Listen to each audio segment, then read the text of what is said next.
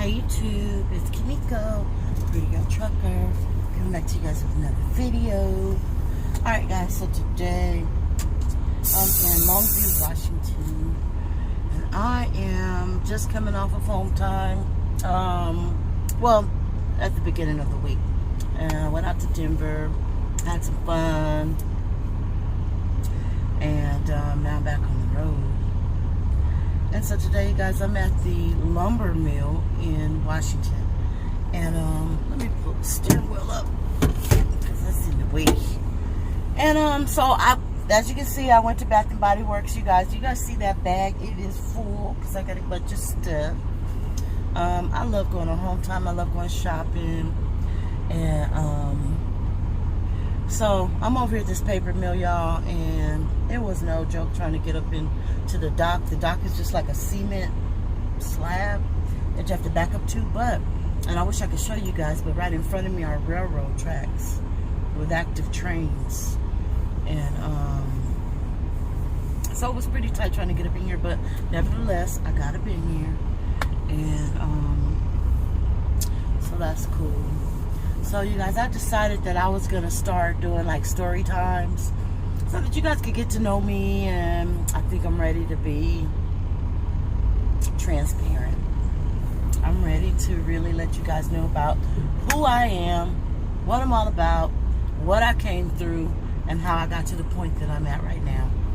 So I think I want to do a story time because I was talking to my folks earlier today, and we were talking about the time that I was put on a 5150 hold. Ain't that a bitch? It wasn't because I'm 5150. It was because I was going through some shit in my life. Before trucking, I was in a long-term relationship, and that relationship was done. And I was just going through some shit. I took 6 years off as a hiatus. I wasn't messing with nobody. I was just going home, going to work, going home, going to work. And I wasn't really doing much. I subsequently had a gambling addiction. And I was fucking off my money big time. And it was so depressing, you know. That can be depressing. So what I decided to do is I called my sister, and we were talking, and I was really depressed, and I was like, you know, I needed her to come down to be with me at that point in time.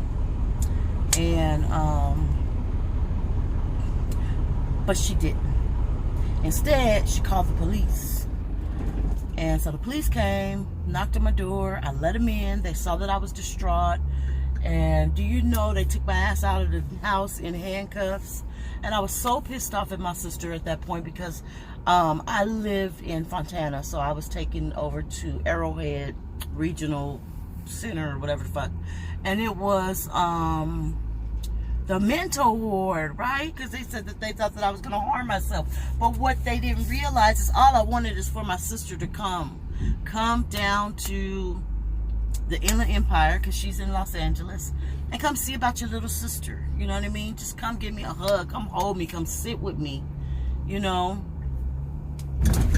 And ooh, it's a lot of bumping, y'all. They're putting 2x4s and 4x4s in the trailer, so needless to say, this is gonna be a heavy ass load. But anyway, I just wanted to come see about me. But these motherfuckers, the law, you know, you never want to get the law involved in shit, because every time you get the law involved in shit goes motherfucking to the left. No, that's to the right. To the left. Anyway, y'all, so I was so pissed off. I was like, you know, I'm not motherfucking crazy. I'm up in here with motherfuckers that's crazy. I mean, talking to themselves and blah, blah, blah, just acting a motherfucking fool, you know, unstable people and mentally challenged people. That wasn't me. I was trying to let them know, you know, I just bought a brand new car. I got a good ass job. I'm just going through some shit right now, you know. And my sister didn't know how to go about seeing what it was that I needed. So what I should have did is not let their ass in my damn house. I should have just not answered the door, but then they probably would have kicked the motherfucker down or some shit. I don't know, but I'm trying to let them know I just bought a brand new car. I'm good. I'm doing good. I'm great, you know. And I said some really nasty things to my sister. They gave me one phone call, like you in jail.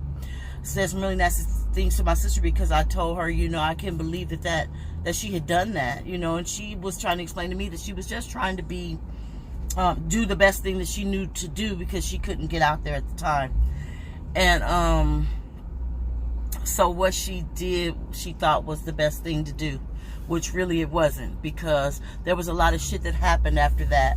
And that was that I had then incurred a medical bill from that shit, which was $1,200. That shit, because of the interest, went up higher and higher and higher. Next thing you know, that shit was like $6,000. So that was one of the things. Not to mention a 5150 hold. Like, what the fuck? Really? I'm far from motherfucking crazy. Far from mentally ill. Far from any of that shit. You know what I mean? If anything, I'm one of the most stable motherfuckers around. I just happen to come in contact with know-nothing ass motherfuckers that, you know, send me places, like, you know what I mean? But as far as being stable, you know, yeah, very stable. So anyway, so I got that bill. I got shit, that fucking 5150 bullshit, and had to stay there for 48 hours. Of course they let me out. Shout out to Sonia. There was a friend, well, there was this girl that I had just met, and we were friends, you know what I mean? And I didn't even really know her that well, but because my sister was in LA, I didn't have anybody. They weren't going to just let me go. And this girl didn't know me from shit, nothing. She didn't even know me, but she lived out there too, in an empire. And she came and got me, and they released me to her, and I thought that was just so cool of her. I don't talk to her that much anymore because she's gone on with her life, I'm gone on with mine, and we were nothing but just friends. I didn't even really know her that well. Only thing that I knew about her was she was kind of struggling at that time too. But you know, sometimes you meet people and you're destined to be friends and lifelong friends, and so I thank God that she came into my life at the time that she did. And I do talk to her periodically, and you know, we'll just kind of check on each other or whatever. But that's cool. That's some cool shit. But anyway, so all that shit happened, and it was just that I just couldn't believe that I had gone through that shit. So that was the time of when I got put on a 5150 hold. You know, I should use that shit to my advantage and start nutting up on motherfuckers when they come at me sideways. But I ain't crazy, so I would never do nothing like that. Like I say, I just happen to have people come into my life that aren't worthy to be in my life. And you know, when you're a good person and you get people to come into your life like that, it's just like, get rid of them. So yeah, that's what happened to me.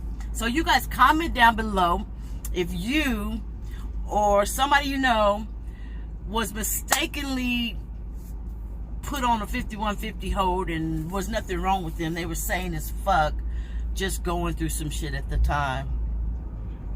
Also, you guys subscribe to my channel, hit the like button, go ahead and hit the bell notification and press all so that you are notified when I upload another video.